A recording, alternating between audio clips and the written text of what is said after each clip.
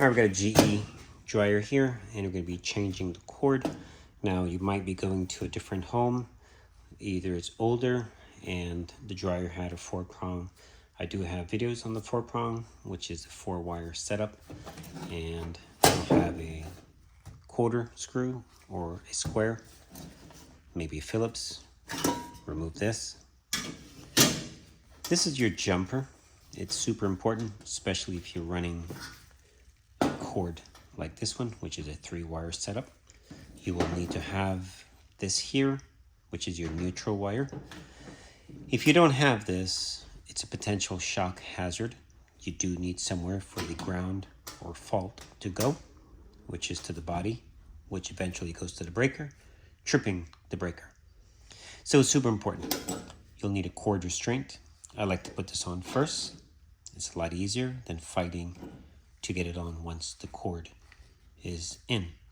So we're doing a 3-wire or 3-prong.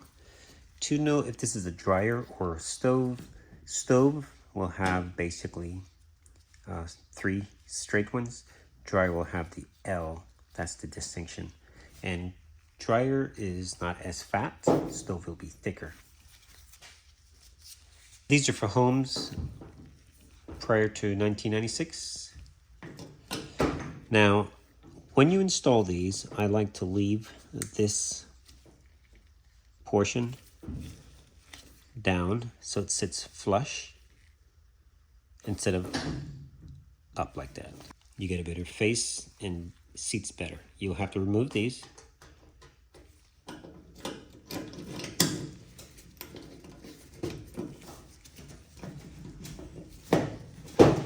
Now, if this was a 4-wire hookup, you would remove this and you can attach it somewhere in the machine, anywhere you can find a spot, or take it off and put it up in somewhere safe.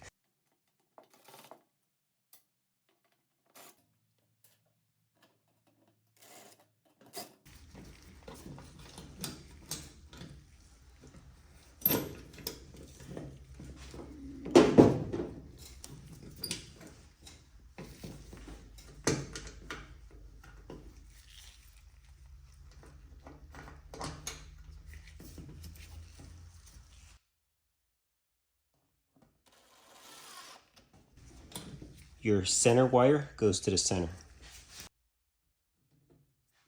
You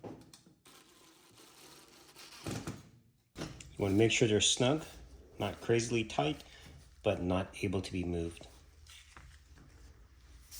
Now this one, if he's a little bit tight, you might have to fold him up slightly.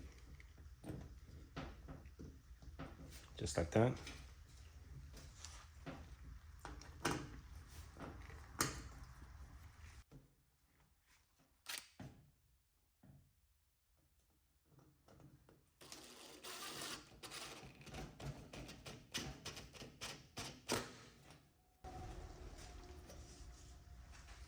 Now you're going to have your ground screw here. Should be a green. If it's not, you should be fine, doesn't matter. But normally it is a green.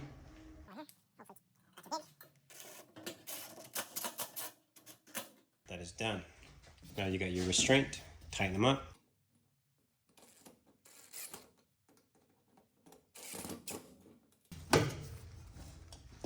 Don't over torque these guys, they're in thin metal, just holding on the cover. All right, that's how you do that. Thanks for watching.